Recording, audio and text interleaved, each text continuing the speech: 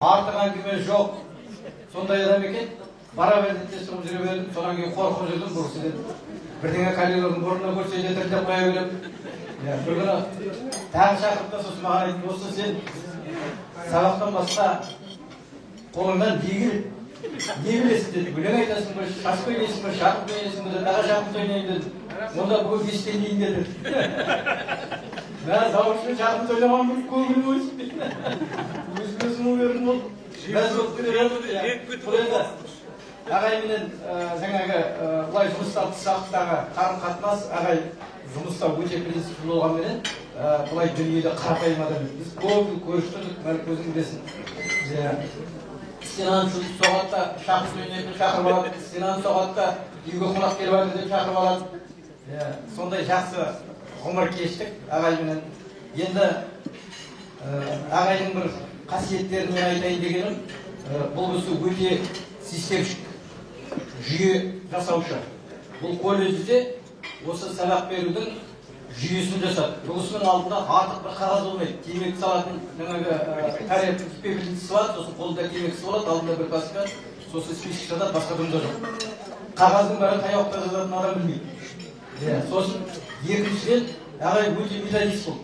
Сабаққа кіріп шыққаннан кейін сабақты талдағанда, жаңағы басынан бастап сабақтың жүру қорытын, даусыңның ырғағына шейін, тақтардың алдына жүргеніңе шейін, сенің сағатты жоғалтқаныңа шейін, баланы қалай төлегеніңе шейін, бәрі жұмыстың бәрін саған тайға таңба басқандай қылып айтып береді. Содан кейін сен түзетуге мүмкіншілігің ешқандай болмайды. Үшіншіден, ағай өте турашыл адам. Тура, сеніменен тіпті түнімен қонақтықта болсын, сенің үйіңде қонақтықта болсын, таңертең ол кісі сіздің кемшілігіңізді көрсе, жағын салып тұрып солай қылып айтады, екінші үйірде сен кетіп қалуың өте қиын. Жер болса тесіңе кіріп кетуі мүмкін ба? Сізден ағай дейтін сондай бір турашыл, әділ, жақсы адам еді. Бар ғұмырын осы оқу орнына арнады. Сол жүйе, жаңағы қазіргі агротехникалық колледжде енді қалды ма, қалмады ма, әлде жұрнағы бар ма, жоқ па білмеймін, бірақ өте ағай сондай дәрежеге көтерді. Бір рет бір Астанадан, Алматыдан комиссия келді аттестацияға, осы қырып алып барады, 15 шақты сөйлейді. Анау да, мынау да деп айтады, шырағым, ол мынада билегенде бір бақыр бүйтіп дақтыртпайды. Шырағым ол мынада билегенде мына бақыр дақтыртпайды. Анада бүйтіп қарайды. Ағайдан сөйтіп бұл кісі дейтін республикалық дәрежедегі инспектор болды. Осындай үлкен жүректі сіздің папаңыз, балалардың аталары, ағай, енді өте тамаша жұмыс жасап жатсыздар. Сіздердің оқуларыңызға да ағай жаңағы бар инвестициясын аяған жоқ, осы адам болсын деп сіздерді сүйреді. Барлығын жүрді, апай медициналық колледжде жасап жүр. Осындай тәртіпті ғұмыр кешті бұл адамдар. Әке-шешелерін өте қатты құрметті. Ағайдың әкесін де көрдік, шешесін де көрдік бірге. Талай дәмдес дастархандас болды, жаңа айтқан үлкен молда мықты адамдар еді. Солардан арыған болар. Ағайдың тұлғасының жыл өткен сайын зорая береді деп есептеймін. Сіздерге дендеріңізге саулық, бастарыңызға аманшылық, ұрпақтарыңыз өсіп, өніп, осылай жақсы дүсеттер әулеті деген жаңағы жолда әрмен қарай жалғастыра беріңіздер. Апай аман отырыңыз, балаларыңыздың, немерелеріңіздің, жиендеріңіздің бәрінің қызын көре беріңіз. Рахмет. Айында ауыл шаруашылық техникумының әлінде сөйлейтін жандар бар, бірақ бір жақты болып кетпейік. Біздің ортамызда Дүйсен деген көкеміз келіп отыр, Әліп ағамызбен бірге досы, бірге оқыған деп бізге таныстырып жатыр. Әліп ағамыздың жақсы қасиеттерін әрі қарай жалғастырып жіберуге шақырамыз, құрметті ағай. Өтпеген жанға дүние ұлттаған соғынар деген сияқты әрекеңе 10 жыл өткен екен. Бірақ біздің көңілімізде күні күнге дейін бірге жүріп жатыр. Оның алғашқы кездесуіміз бағанағы Өмірбай ағай айтқандай Ерқұлғана мектебінде 1949 келген екен. Ол Қырықтауында бұлар 6-шы класста болып та, мен Ракөшке келіп, 49 жылы 5-ші классқа түстім. Сонда арамыз бір класс, әліптің маған амамыз айтатын жолы бар, бір жақ үлкен. Сол 2 жылдың ішінде біздің көрген, алысып тілдескеніміз осы бүгінге дейін жалғасып жатыр. Соның енді ең бірі 49 дейтін содан одан соңғы бітіп кетегімізді жаңа жинап, бетімізде кірватқан мезгіл ғой. Колхоздың ішінде колхоздың картоптың жақсы танау жоқ. Содан соң алмай кетіп бередім. Таңертең картопты түсті колхозды. Ол да салқын, жалпы отын жоқ, қамыс шаға бөгеді. Содан картоптың колхозды түсіп кетеді. Сол кезде жігіттер айтып жүретін еді. Ой шіркін, қатық қара көже темір аяқ, осымен кетер дауыс келмей аяқ. Ол олардың бір жасыған емес, болмаса жалбарынған емес. Сол тапшылықты көре біле тұрып, соған алғандай, соны бір есте қалатындай, мысқылдап айтатын сөздері. Сондайдан өсіп мініп әлекінде үлкен жолыс екен, көріп жатырмыз, біліп жатырмыз. Енді сол кезде бізден анау Сәйет Сұлтановтың сұлу шашын, не болмаса анау өндірме қабаттарын ұйқылы көзіміз ілініп кеткенше оқып жүргенде әлсіздің қойнында да бір кітап жататын. Ай, бұл қандай кітап екен деп барып қараймыз, қарасақ кіреміз. Шыққаныңыз сияқты формула баяғы математика екен. Ол енді 6-шы класстың математика емес, меніңше кішкене жоғары нәтижелер сияқты. Сол өзінің бойына үлкен өнер болып, ғалымдылығыменен келіп мінекей бірғалай шәкірттерін дайындаған балдары әліптің осындай, өзі осындай болған азамат әліптің балдарының тұрау мақсығылағы Бауыр институтында не болмаса басқа жоғары ұлтпен институттарында оқып басқа құқығы жоқ деп түсініп бір сөзбен айтсақ енді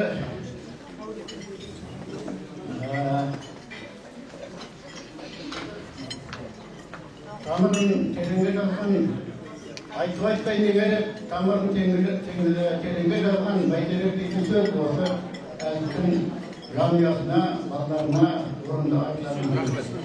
Енді қысқашаған айтайық, мына көп қойылды.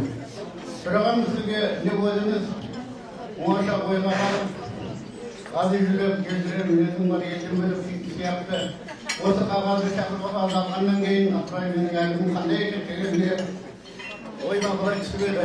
Ой шіркін әлекең, азамат еді арыстай, әлбетінен жарасқан, кең маңдай қарыстай. Ортадан, білім алған ортадан қатарынан қарыспай, математиканы меңгерген, бәйгі басына шығып, насыбайдай намыстай, тұлғасы биік көрінер, жүрткен сайын алыстай, Тәңірдің тілегі құп болып, бақилықтың жолында әке шешесімен табыспайды тілегетеміз. Құрметті жамағат, үлкен ас ортамызға тартылып жатыр. Балалардың әулеттің апасы, сүйенем, апатай өзгертемін, апаға еліктеймін, бой жетемін. Дебетін болашаққа сені бар, бой жетті, үлкен болдық, ендесейдік. Ал қазір бала кезден өзгешеміз, апаммен жиі кездесеміз. Дегенмен қазанаша видео бөлек өзімізде шынайы көрсетеміз дегендей Абзал анамыз әулет апасы.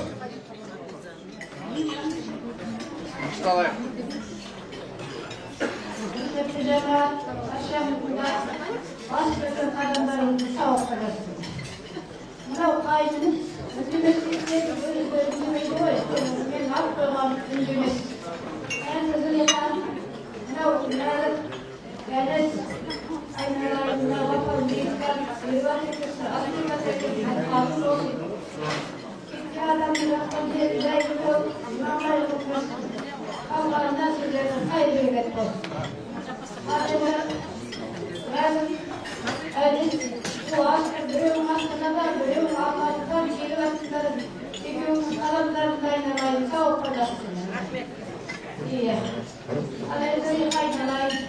Aman bolunlar özüne bir tavuk olsun.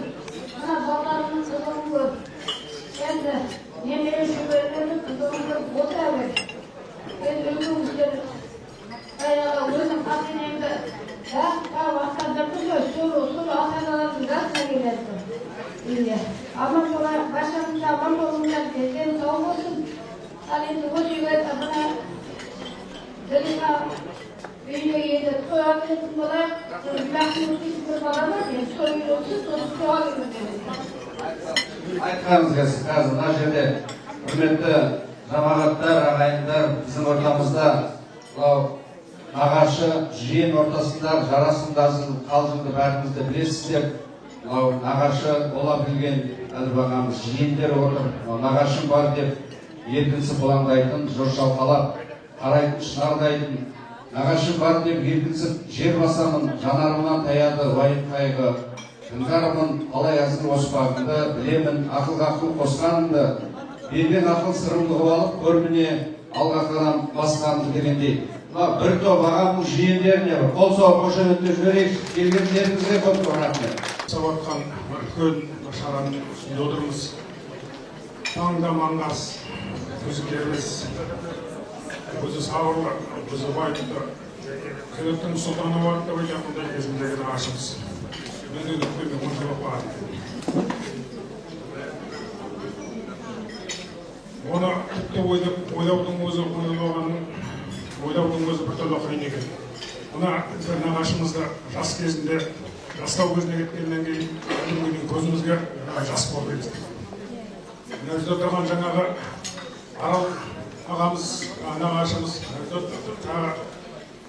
ағаларымыз ол кісіні аға деп сөйлеген кезде оларға қарап қалай болған екен бұл деп сөйтіп көзіміз ойлап қойып қайтып отырмыз. Ол да сол қалпында әлі күнге дейін көз алдымызда нағашымыз.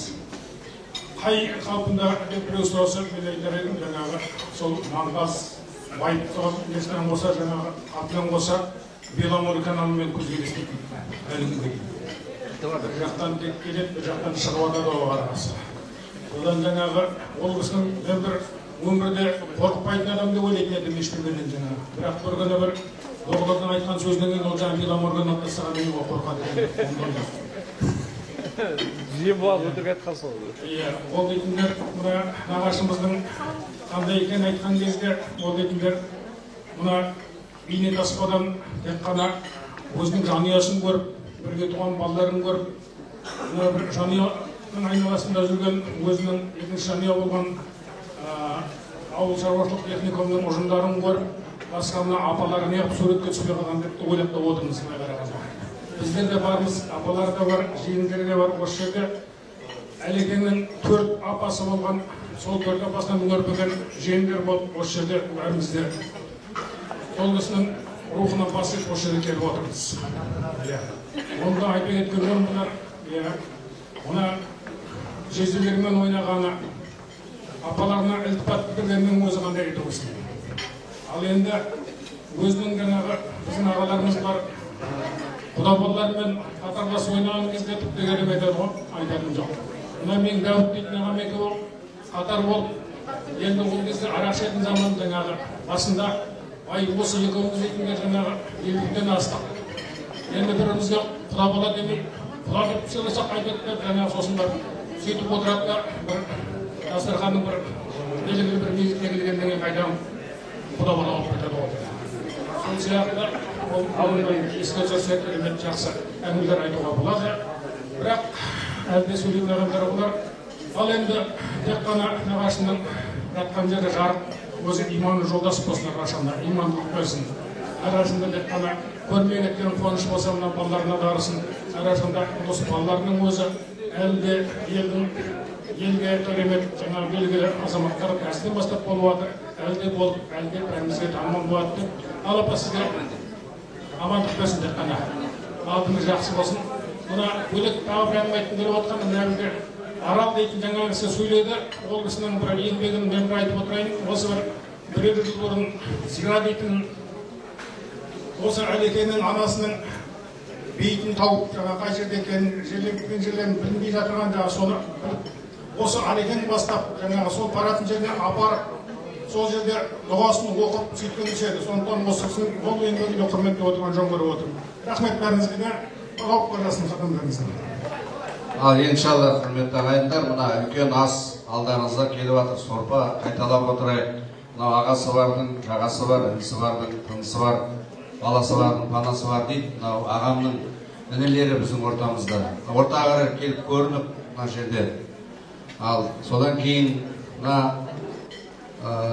қайырлы ағамыз қайда кетіп қалды деп техникум жақсы сұрап отыр. Ол кісі былай қарай ауысып кеткен екен, солай қарай барамын үлкендерге. Сосын бір 2-3 дұға тілек естігеннен кейін үлкендерден ас қайырылып, тағы да Құран бағышталады, мәдениеттілік көрсетіп, аяғына дейін отыруға шақырамыз, құрметті жамағат.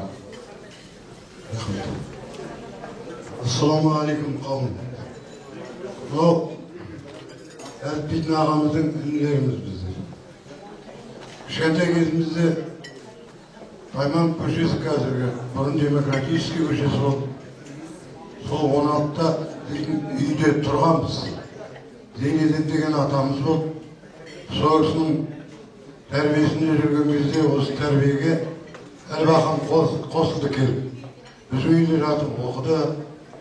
Ол кезде ағайының балдары, қыздары бәрі келіп біздің үйде ашу ет сияқты жататын еді. Соған әлекеген жаңағы өзінің қуақылығы бар. Қанша сұсты болғанмен, қанша жаңағы өзінің бір неткенмен әзілдесуге өте шебер кісі. Ол енді әнерді тамыз өзі күлкіш, қалғандар себек, сондай тағы бірдеңе нағашы желіміздер келеді ғой. Соған атым айтады, атам мына бөтен адамдар неге күлкісің? Шығарайық бәрі болсын. Деп жаңағы әлгі жиендерді қорқытып кәдімгі үркітіп отырады. Ал сөйткен ағамыз артына ілесіп келгеннен кейін мен де осы көліктік ауыл шаруашылық техникумының студенті болдық кезінде бәріміз. Осы жерде мен де менің сокурсниктерім осы Сапаров Жоған дейді. Төбесі жылтырап алып болды. Ал енді сол кезде ол кісінің тәрбиесін өте жақсы көрдік. Сол кісіге тартуға, жаңағы ұқсауға ынталандық. Енді міне бәріңізге де қадамдарыңа сауапқа жазсын. Зиқапа енді сізге көп-көп рахмет. Ағайындардың тұмалардың басын қосып, балдарға да көп-көп рахмет. Ағамның жатқан жері жайлы болсын, топырағы торқа болсын. Енді ағамның көрмеген қызықтарын сіз көріңіз. Сізге сол тілейміз. Ал Зиқапа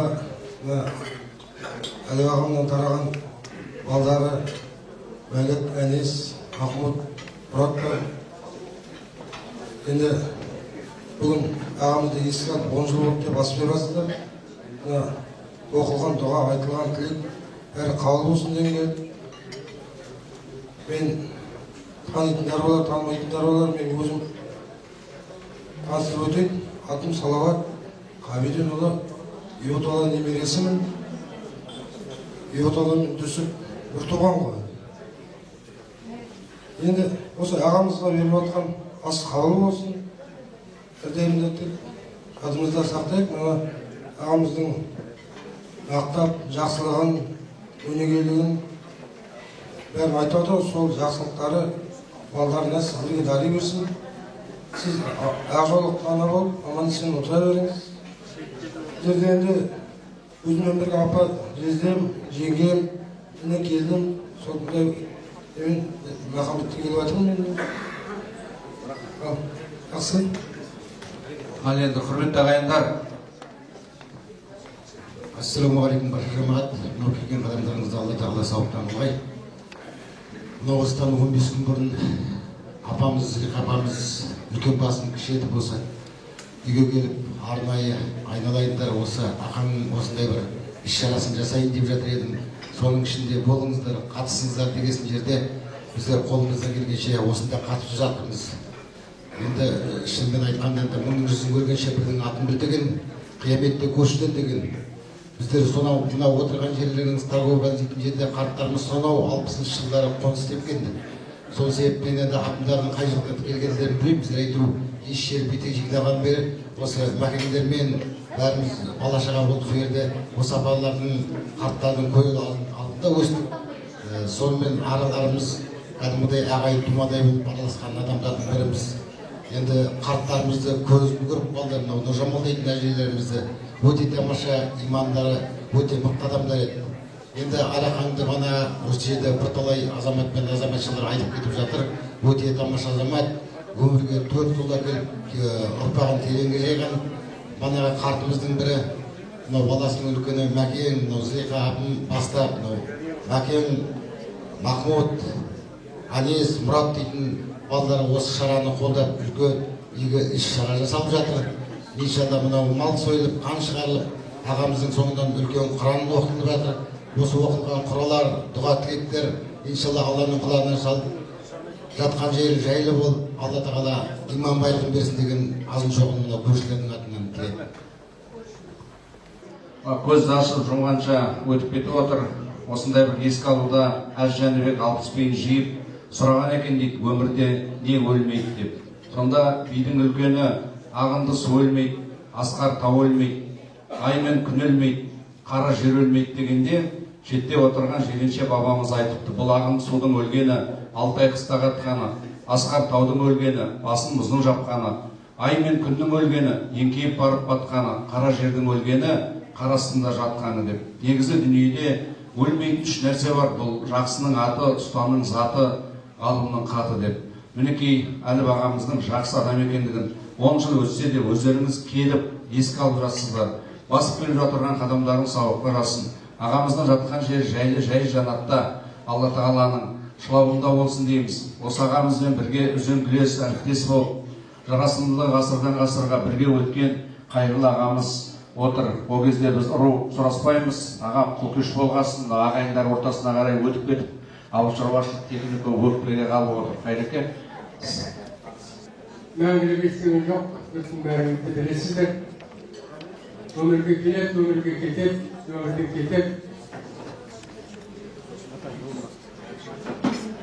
Әр адам мың жасамайды дейді. Бірақ әр адам жағынан мың жасайды дейді. Біздің Әліп ағай осындай мың жасайтын адамдардың бірі. Мен сол Арақаң ағамыздың інісімін, атын сәлем берейін. Енді адам дүниеге келгеннен кейін, өскеннен кейін, жан-жағын білгеннен кейін тілейтіні, армандайтыны, алдағы уақыттағы болжамағанменен тілеп, армандап жақсы өмір сүрсем екен, ұрпақ өсірсем екен, қоғамда бір өзімнің орнын алсам екен деп армандайды, тілейді. Ал бірақ енді осыны жақсы өмір сүру үшін ең бірінші әр адам, ер адам, қыз адамдар жар қандай білу керек. Міне осыған масалатып мен есептеймін. Біз баяғыда уақытта өмір сүргенде жас жігіттерміз. Ол уақытта қыздар да көп болды, жігіттер де көп болды. Мұхтар әуезов айтыпты ғой, қыз дейтін гүл ғой, гүлге кім қарамайды. Ал соның үстінде Зылихаға жігіттердің бәрі қарады. Осы гүлдің гүлі. Bütün қыздар бір төбеде, Зылиха бір төбеде. Бұл жар жұлдыз сияқты көрек қой. Апырмай жүрдік, апырмай кімді таңдар екен. Осындай жігіттердің ішінде де қыздырып жүрген жігіттер көп қой енді. Bir gün sırada bir resim oldu mu, soy oldu mu, bilip alıp duruyor.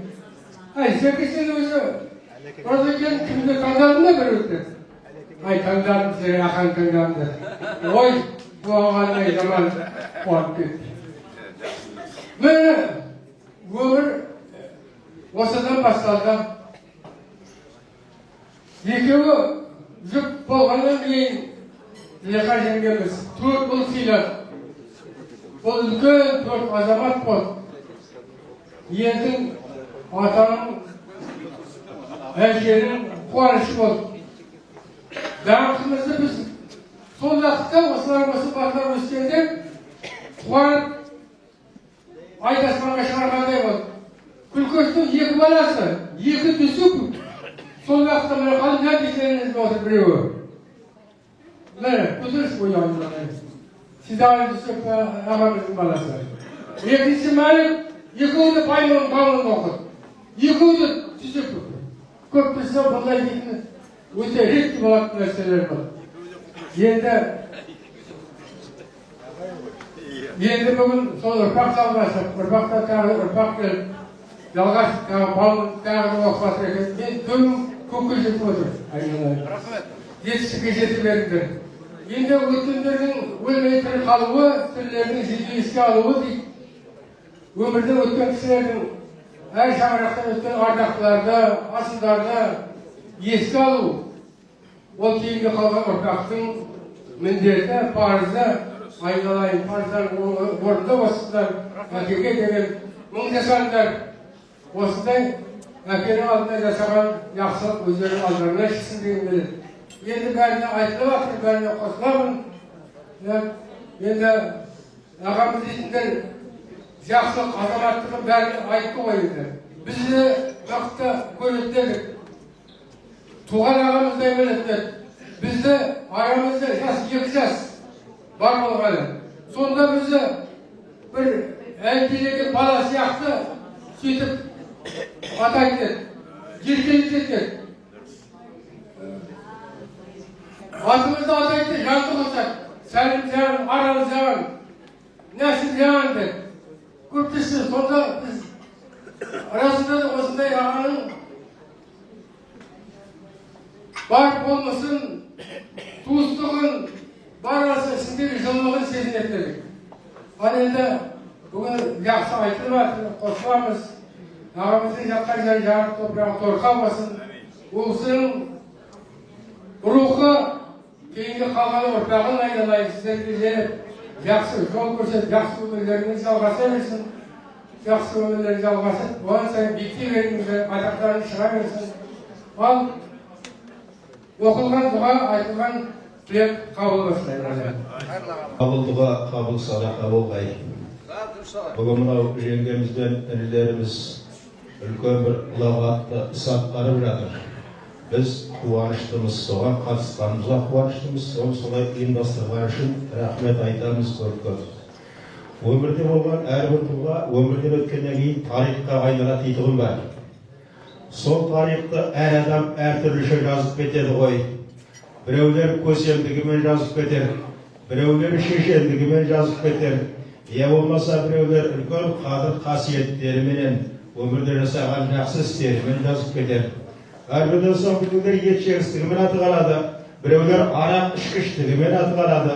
Қалай болғанда да сол бір өмірдегі адамның ерекшелігі артында айтып жүретін жағдайлар. Енді ағамыз жөнінде бір жақсы пікірлер айтылып жатыр, мен соның бәріне куәмін. Жалпы осы бір жанұяны мен анау 48 жылдан бері білемін десем өтірікші болмаймын. Себебі біз көрші болдық сол өмірден бері. Анау түсіп атамыз Шелябіден келіп, ол кезде жолдасы үлкен шешеміз қайтыс болып кеткен, балалар қалған ғой. Содан кейін үйленгенде бұл Нұржамал шешемізге қалай үйленген, қасында жүрмегенменен қасындағы шешелерімнің айтып отырған әңгімесімен ол кісілерді көргенімнен білемін. Содан бері қарай көрші болдық. Әлекеңнің қалай азамат болып, қалай атқа мінгенін көріп жүрдік. Біз жас енді ол кісілермен, ол кісілердің 6 жас кішкенен. Содан кейінгі өмір ауыл шаруашылығы техникумда қайтадан жалғасып кетті. Бұл кісі 63 жылы келді, мен 66 жылы келген екенмін. Сонда әлекеңдер кішкентайлары бар жақсы жанұя, Түсіп атамыз бен Нұржамал шешеміз бар, көрші тұрдық бір шаруақтың ішінде. Баяғы ескі таныстық қайтадан жаңғырды, аға болды, жеңге болды. Сондай осы кісілердің тәрбиесін алып, өмірге қарап таққандардың біреуі біз жаңа сөздің рет келгенде айтылып кетті, ол кісінің тәрбиелеген шәкірттері жеткілікті деп. Мен өзімді сол кісінің шәкіртінің қатарына қосамын.